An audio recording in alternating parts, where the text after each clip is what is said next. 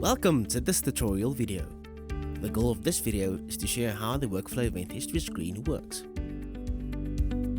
The workflow event history is a comprehensive log providing vital information about every clinical event over time. It acts as an audit trail, recording all actions and modifications made to each event in chronological order.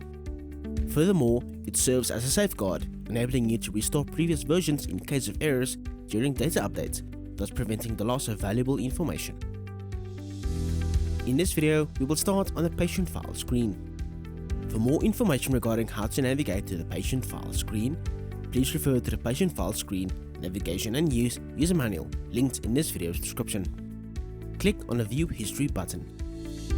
The workflow event history screen will open.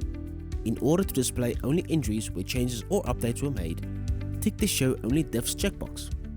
The information displayed on the workflow event history screen will be divided into the following columns. The Date and Time column provides a timestamp indicating when the action was triggered. In the Action column, you can find a type of activity that was triggered, such as Insert or Update. Under Open, you have the option to restore this particular version of the event should the need arise for changes.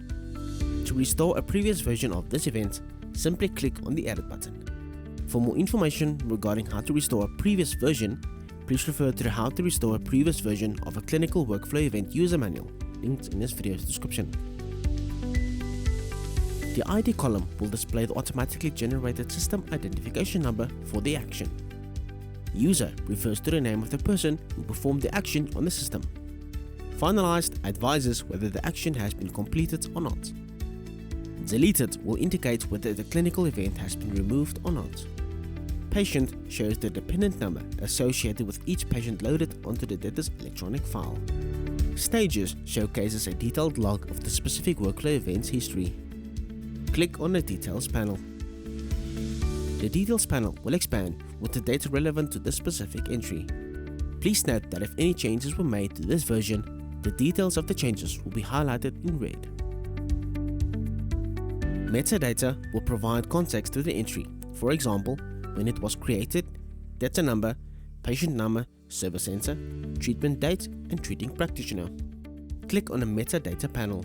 The Metadata panel will expand with more information regarding the specific entry.